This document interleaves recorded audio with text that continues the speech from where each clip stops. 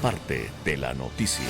Semana de política en Ecuador, cuenta regresiva para el 13 de abril, el día clave para decidir bajo qué designios los ecuatorianos estaremos cubiertos durante los próximos 4 años al menos. La doctora Estefanía Luz Uriaga es politóloga, una de las analistas más reconocidas de los últimos meses y de las últimas elecciones, y ha estado con nosotros en varias oportunidades. Hoy es la oportunidad de verla aquí en cabina y conversar, Estefanía, de lo que podría darse en estos próximos 27 días, 27, 28 días.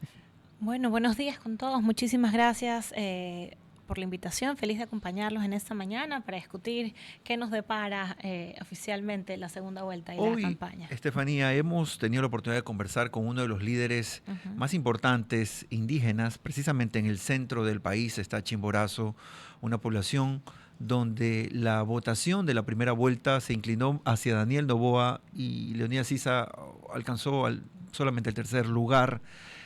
El voto indígena entra quizás como uno de los primeros aspectos a analizar durante estos días clave previo a la elección. Este fraccionamiento nos hace pensar ya en firme de que los 500.000 votos que obtuvo en números cerrados Leonidas Issa en la primera vuelta no son endosables. Por supuesto que no, lo decíamos inclusive en la transmisión post-elección. Es muy difícil endosar votos en general.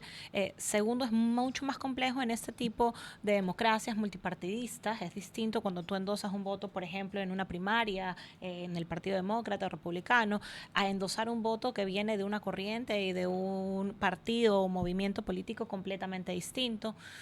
Adicionalmente, el escenario político ecuatoriano tiene una crisis partidista grave, que vimos los resultados justamente en lo que ha pasado con estas elecciones en la Asamblea Nacional, o sea, partidos tradicionales que están completamente debilitados, que habla entonces de una falta de base el del electorado. Entonces, el endoso ya de por sí era muy complejo, y en el caso del voto indígena aún más, sobre todo porque Pachacutic sale con Leonidas Issa, que aparte es presidente de la CONAIE, y la CONAIE se expone justamente a esta falta de legitimidad, ¿no? Que él haya sacado ese porcentaje en el resultado de las elecciones es crítico, porque habla de la base que tiene la CONAIE para poder incidir sobre la construcción de políticas públicas, por un lado, pero también, por otro lado, nos da cuenta de el fraccionamiento en la comunidad indígena del país. Entonces, a mí me parece que vamos a encontrarnos con que definitivamente parte de ese voto se va a ir a la candidata Luisa González, porque evidentemente eso va a ocurrir, pero una parte importante también,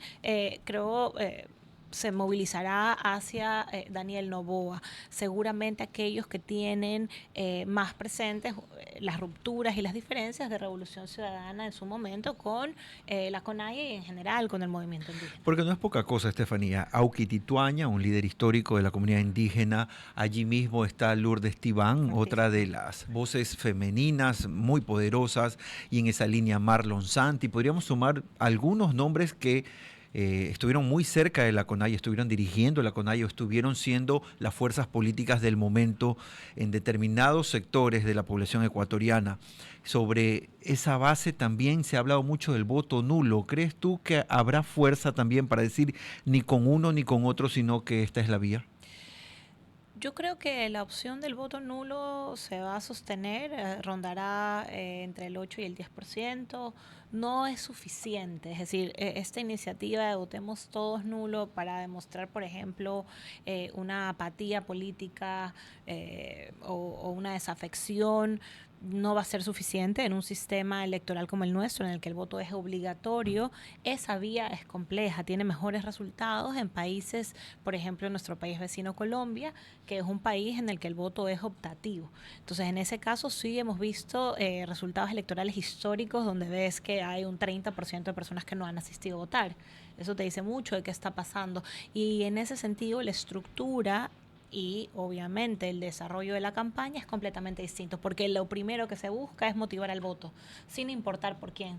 En Ecuador vemos que esa fase de motivar un voto consciente, es una fase que pasa en segundos. ¿Por qué? Porque la gente tiene que ir a votar. Entonces no le damos la importancia que en mi opinión debería tener. ¿El presidente en territorio está marcando una agenda que le va a dar réditos? El presidente en territorio está intentando dinamizar lo que hizo en primera vuelta. Creo que la escena digital dio resultados, pero creo que también demostró que tiene un techo como cualquier canal, y en este momento lo análogo es fundamental, y yo me atrevería a decir que veremos también al presidente abriendo espacio en medios tradicionales, que en la primera vuelta no lo vimos en ninguno. Yo creería que que debería estar ahí también. Yo creo que el presidente está en este momento donde le toca estar, que es buscar los votos en la calle, el puerta a puerta. Estamos hablando con la doctora Estefanía Luzuriaga, ella es politóloga, hablando de la segunda vuelta electoral, pero yo quería tocar el tema de lo que pasó el fin de semana, el tema de estos famosos chats que presentó la Fiscalía contra los 3 ex miembros del CPCCS y la actual miembro. ¿Esto le afecta a la Revolución Ciudadana? Yo creo que es una estrategia que trata de resaltar la narrativa de una estructura corrupta y una estructura que implementa prácticas políticas partidistas que rinden específicamente intereses personales. Cuánto eso afecte en la intención del voto es otra conversación, y lo voy a decir por qué. El voto anticorreísta es un voto que ya está bastante consolidado, es un voto sobre el cual ya se ha construido, ya se ha trabajado, y quien tiene una posición anticorreísta ya la tuvo en la primera vuelta y la viene teniendo de manera sostenida. Entonces, a mí me parece que el impacto que ese tipo de estrategias tengan sobre el voto blando, aquel voto indeciso, aquel voto que, no sé, se decantó por algunas de las minorías de los otros candidatos, es difícil movilizarlo solamente desde ahí. Yo creo que la construcción de la narrativa que puede dar más rédito es una construcción de una narrativa, digamos, proactiva en relación a las problemáticas.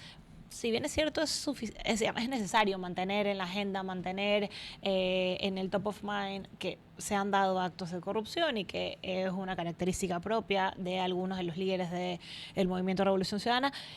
No sé qué tanto vaya eso a movilizar la intención del voto. Estefanía, este domingo va a ser el debate.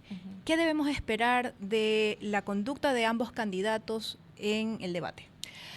A ver, yo creo que el debate va a ser un debate supremamente importante, en primer lugar porque lo estábamos esperando desde el debate de la primera vuelta. Todos hemos querido verlos a ellos debatir, y este es el momento donde efectivamente lo vamos a poder hacer. Me parece que seguramente encontremos unos momentos de polarización, unos momentos donde el tono de la discusión se vuelva más álgido. Sería ideal que no se desgaste esa oportunidad únicamente en pugnas de uno al otro. O sea, idealmente buscaríamos encontrar cómo cada uno de ellos va a asumir las principales problemáticas del país. El que logre mantener la compostura, el que logre no caer ante estas trampas. No sé si recordamos a Cucalón utilizando esta cuña de mal gusto, el que logre, digamos, de alguna manera transitar esos momentos que seguramente las estrategias están de ambos lados planificando, creo que puede ser el que salga beneficiado del debate. ¿Y qué tanto podría incidir? O sea, ¿cuánto podrían capitalizar de votos de acuerdo al performance en el Normalmente debate? los debates son uno de los picos más importantes de las campañas, sobre todo el postdebate, sobre todo los 3 días después del debate. Lo que pase en lo análogo y en lo digital, esos 3 días posteriores, generalmente logra tener, digamos, un pico importante. Yo creería que cómo se muestra cada uno y cómo terminan de configurar la proyección de la imagen del liderazgo tanto de Daniel Noboa como de Luisa González va a ser fundamental, y creo que puede tener una incidencia importante. Una incidencia si funciona la propuesta de lo que hablabas un poco antes de estas preguntas del debate, es decir, lo propositivo o la pelea, la pugna, la acusación también debería estar fuertemente presente. Seguramente va a estar fuertemente presente porque nos encontramos en un balotaje, y en el balotaje normalmente lo que ocurre es que cada uno de los candidatos se radicaliza. ¿Con qué fin? Con el fin justamente de diferenciarse. Es decir, eso es completamente normal y se aplica en estrategias de comunicación. Lo que no debemos hacer es desgastar la narrativa del candidato en confrontaciones directas, porque el que sale menos golpeado puede utilizar eso a su favor. Es decir, allí sí hay un espacio para decir, esto es, diría Daniel Noboa, lo que yo pretendo seguir haciendo, y Luisa González, lo que queremos cambiar. Así es, y yo creo que la ciudadanía de alguna manera está interesada en saber exactamente qué es, porque no todo el mundo lo tiene claro. La decisión de los ecuatorianos siempre se toma a última hora. En esta segunda vuelta no habrá diferencias en eso. No, seguramente algo vi de algunas primeras encuestas que o sea, metodológicamente lo que han compartido es muy escueto, seguramente habrá alguna base atrás. ¿El debate cuánto va a influir? Eso. Ese- Precisamente. Sí, por ¿no? eso. No, yo creo que hartísimo. O sea, hay un voto duro de los dos. O sea, hay el voto anticorreísta y hay el voto novoísta, así como hay el voto correísta y hay el voto antinovoa. Eso es claro, pero hay una fracción importante del electorado que van a tener que definirlo y yo creo que gran parte ahí en el postdebate. Esperaremos entonces las primeras cifras después del debate. Esperaremos las primeras cifras después del debate y creo que el que logre tener una presencia en territorio fuerte también se está jugando algo importantísimo. Queremos agradecer a la doctora Estefanía Luzuriaga, politóloga, por estar aquí con nosotros en Así Amaneció. Gracias, Estefanía. No, gracias a todos y a todas por este espacio y por compartir. Feliz de estar aquí. 9 de la mañana y 24 minutos.